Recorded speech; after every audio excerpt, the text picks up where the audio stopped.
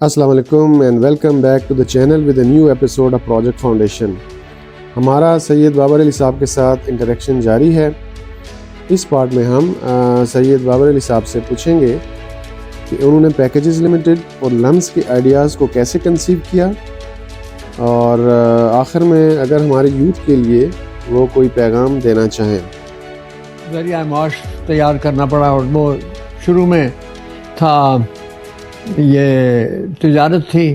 پاکستان جو چیزیں بناتا تھا اس کو ہم ایکسپورٹ کرتے تھے، اور جو باہر سے پاکستان ضرورت ہوتی تھی باہر سے منگاتے تھے، مثلا ٹیکسٹائل وغیرہ۔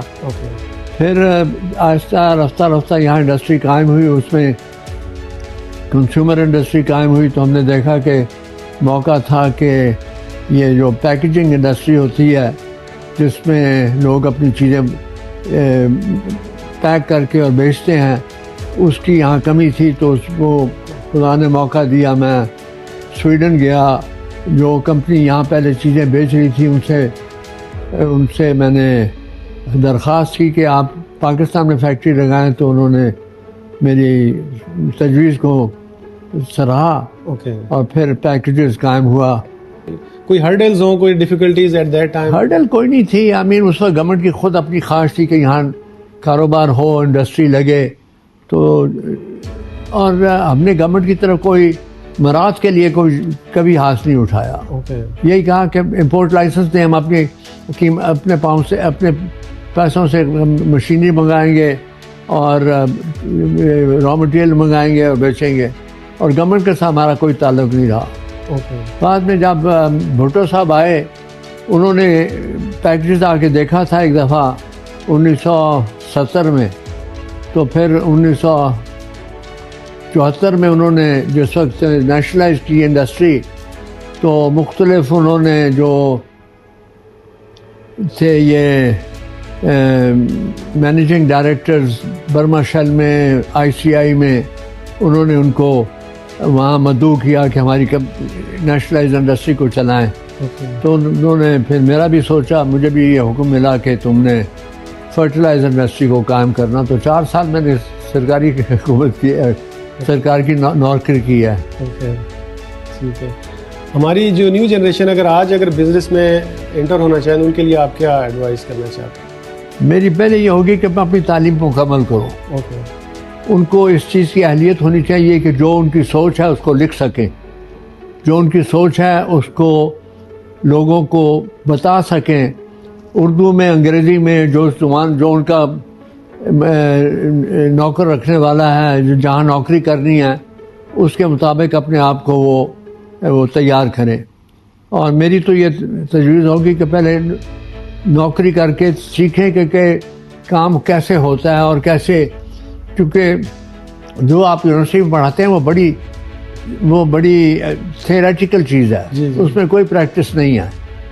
حالانکہ خدا کرے کہ آپ لوگ انٹرنشپ کے لیے بھیجتے ہو اپنے بچوں کو اور بچیوں کو، لیکن انٹرنشپ میں بھی پوری طرح ان کو وہ مہارت نہیں ہوتی۔ پہلے وہ 2-3-4 سال نوکری کریں، پھر دیکھیں کہ ان کا رجوع کس طرف ہے۔ اگر خود ان کے پاس ذرائع ہیں اور ان کے ذہن میں کوئی ایسی چیز ہے جس کی یہاں پاکستان میں ضرورت ہو، بشرطے کہ وہ اچھی معیاری چیز بنا سکے، تو بہت موقع ہے۔ میں سمجھتا ہوں کہ آج بھی پاکستان میں نئی صنعت، نئی تجارت، نئے کام کا بہت موقع ہے۔ اس میں سب سے ضروری چیز ہے کہ کھوٹ نہ ہو، سچا ہو، کیونکہ اس ملک میں کھوٹ بھرا ہوا ہے۔ آپ دودھ کا گلاس کہیں سے خالص نہیں میں خرید سکتے۔ تو جس ملک میں اتنا کھوٹ ہے، تو یہ جو تعلیمی ادارے ہیں ان کا فرض ہے کہ لوگوں کو، بچوں کو بتائیں کہ پورا تولو۔ صبح شام آپ کہتے ہیں کہ قرآن پڑھو، اسلامیات پڑھو، مذہب پڑھو، قرآن میں یہ لکھا ہوا ہے کہ پورا تولو، سچ بولو، انصاف کرو۔ تو یہ چیزیں اگر آپ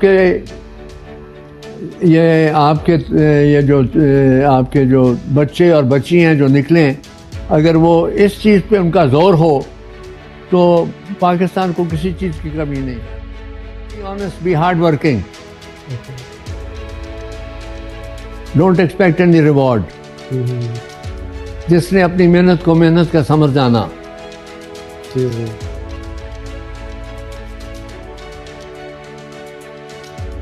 لمس کو اسٹارٹ کرنے کے لیے کس چیز نے آپ کو موٹیویٹ کیا؟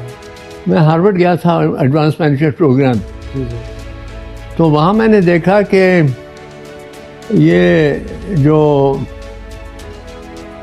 کئی آدمی پیدائشی اچھے مینیجر ہوتے ہیں، لیکن کئی آدمی اگر ان کو اچھی طرح ان کو تعلیم ملے، ان کو موقع ملے تو مینیجر بن سکتے ہیں.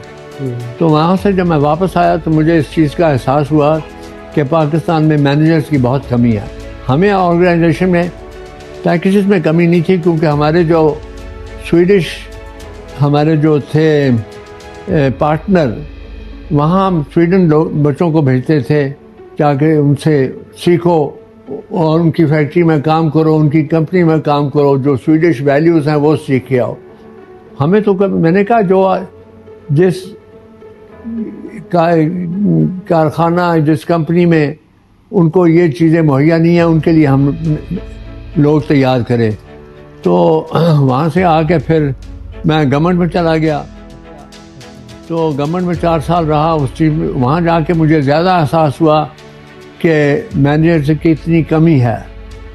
اور پھر جب گورنمنٹ سے فارغ ہو کے میں آیا تو یہ میں نے یہ اپنی ذمہ داری لی کہ ہم یہاں شروع میں بزنس اسکول شروع کریں.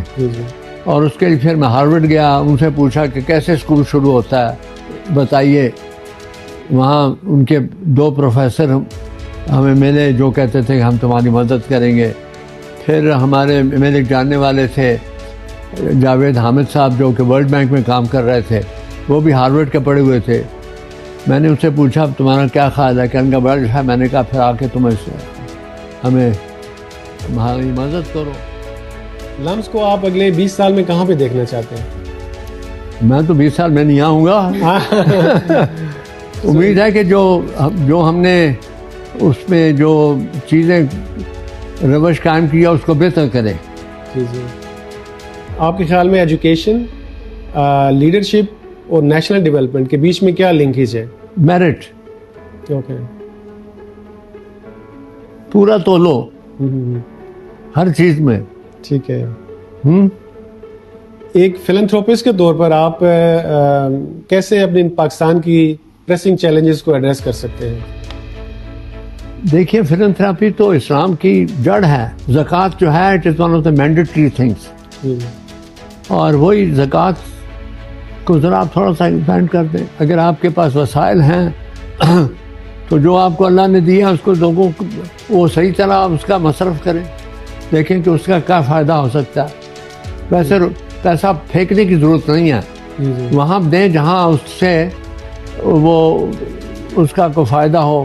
اور میں سمجھتا ہوں 2 ادارے ہیں جہاں آپ کم از کم میرے ذہن میں کہ جہاں یہ مدد کرنے سے یا ان کو ان کی خدمت کرنے سے زیادہ فائدہ ہو سکتا ہے. وہ یہ ہے ایک تعلیم کا ادارہ ہے اور تعلیم پرائمری اسکول سے شروع ہوتی ہے. اگر آپ کی بنیاد پرائمری اسکول میں ٹھیک ہے تو پھر سیکنڈری اسکول میں ٹھیک ہونی چاہیے، پھر ٹرشری اسکول میں، پھر یونیورسٹی میں. یونیورسٹی کی اچھی تعلیم کا کوئی فائدہ نہیں اگر اس کی پرائمری اسکول کی تعلیم کمزور ہے. اور دوسرا ہے صحت کا کہ ہمارے جو بچے اور بچیاں اور